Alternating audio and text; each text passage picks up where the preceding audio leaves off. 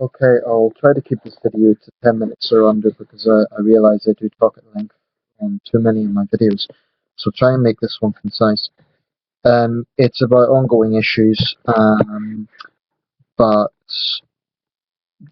the particular issue I'm going to talk about is not that's new, but it has been ridiculously highlighted in the last few years. I'm talking about, particularly in the United Kingdom, because I don't know that much about the situation in other countries. But in the United Kingdom, in my view, utterly reprehensible attitudes of far left factions within much of Britain's student unions. This country has a very long and proud tertiary education heritage. We have two of the world's greatest universities in Oxford and Cambridge. We have great research universities from Victorian red brick universities like Manchester, Birmingham, Liverpool. Um, Overall, Britain is world-renowned education destination, and that's right. It should be, not only in terms of the prestigiousness of our establishments, but the research quality and the student life. Um, a lot of our big cities have a very vibrant student union scene, and I don't know how that compares to other countries, but Britain's always been known for this. But sometimes people ask me, when I'm trying to decide what to do with my life, they say, "Oh, why didn't you go back to university?" I'm 30 now. I left university when I was 22. Truthfully, I've no desire to go back whatsoever. And it's not that my time there was miserable, because it wasn't. I had some good experiences. But basically, the reason is because I don't think I can tolerate the petty, nasty environment that is student politics. It makes Westminster look polite. And there's two things I want to highlight in relation to this.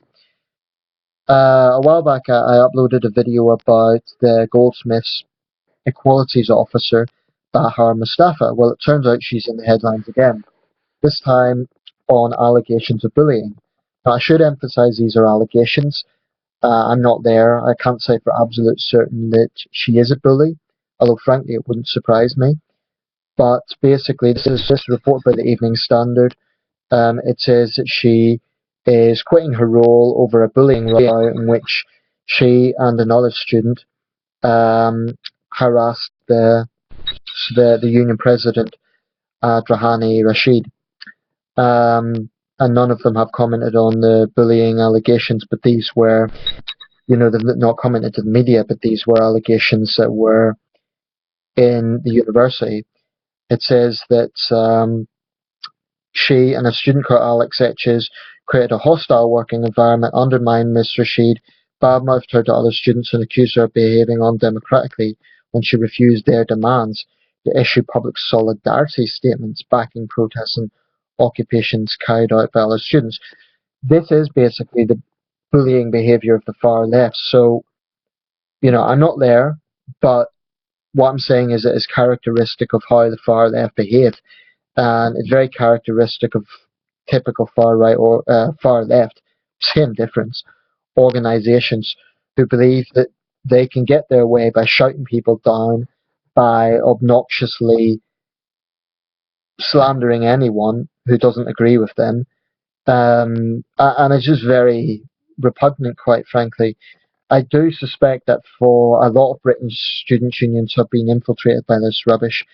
When I shouldn't say infiltrated, that sounds like a conspiracy theory, but I do think they're heavily influenced by far left factions. Um, there's sort of a stereotype that young students tend to be more on the political left than the political right. It's not universally the case, but I would say students as a community are generally more to the left. And there's nothing wrong with that, but there is something wrong when you're so far to the left that you bully other students. And I think there's a long history of this, um, and I think it's pathetic. Um, I've got no respect for Bahar Mustafa. If you recall from a previous video, she was arrested for a tweet calling for all white men to be killed. This woman is a shameless racist, a shameless sexist, and as far as I'm concerned, she shouldn't be in any sort of public body in a position of responsibility. Um, so that's one issue. To me, that demonstrates the pettiness and the nastiness of student politics.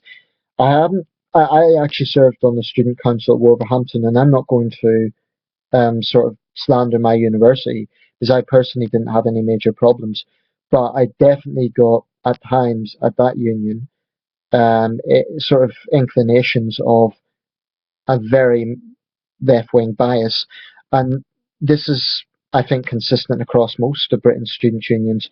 Unquestionably, there is a left-wing bias when what they should be is democratic platforms for debate and for everyone to comfortably voice their opinion, not harass other students. Um, I accept that if students are coming out with racist and sexist statements, that is problematic in a diverse student body.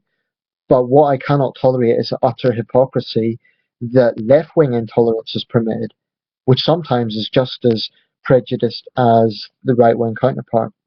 You know, as a centrist, both offend me, both bother me, and I find both as pathetic as each other. Although, like I say, in student unions, the left is more prominent. The other issue is this, and this is beyond reprehensible. Now, I should emphasise that the report goes back to last October, so we're talking just over a year ago. But to the best of my knowledge, and from the research I've done over the past half an hour, I've found nothing to retract this. You know, nothing to suggest that they have retracted this position. The National Union of Students has voted against condemning Islamic State because it would be Islamophobic. Now, this is utterly shameful. It's spineless, it's shameful, and it makes an utter mockery out of the National Union of Students, which should be a proud establishment. It should be a strong body for representing students' concerns. Instead, it has become a mockery. Now, what actually happened was it was petitioned to a motion to condemn ISIS for obvious reasons. It's a brutal terrorist organization. Um, this came from, just reading this article from Huffington Post. It says, the NUS rejected an Iraqi solidarity motion part written by Rosa Silla, a Strathclyde University student of Kurdish descent, to the National Executive Council, which urged the union to stand by the thousands of Yazidi Kurds who have been massacred by the terrorist group. The proposal was opposed by Malia Boisha, the NUS's black students officer, who argued the motion was Islamophobic and pro-American military intervention. Even if she, or I don't know if that's Malia, I'm guessing that's a female name, even if she's opposed to American foreign policy, to, to categorize criticism of ISIS as being Islamophobic is just demonstrates just how insane the far left have become. You know, what I find ironic is traditionally the far left claim that they're all about women's rights and gays' rights and so on. Um, and on some level they still are. They certainly endorse radical feminism and so on. But there's a contradiction in this, in basically acting as apologists for an organization that enslaves women and murders gay people. And the left can't see, you know, and I should say when I'm talking about the left, I'm not talking about everyone who identifies himself on the political left. Certainly not at all. There's plenty of intelligent, reasonable people on the political left, and some of my positions are left wing. But when I read about things like this, I just feel utter dismay. And I think they should hide their heads in shame. And I think they should be absolutely roundly ridiculed and criticised. Because to defend an organisation like ISIS, essentially that's what they're doing, is beyond the pale. It really is. No matter how much you hate American foreign policy or British foreign policy, to voice that by acting as apologists for this vile, evil organisation is just, it makes a complete mockery out of them. And they don't seem to realise it. Personally, I am opposed to any sort of divisive roles in student unions. I understand that for minority students there needs to be some sort of representation, but for example, I'm opposed to women's officers and so on. For the same reason I'm opposed to it in Westminster. I think it's divisive.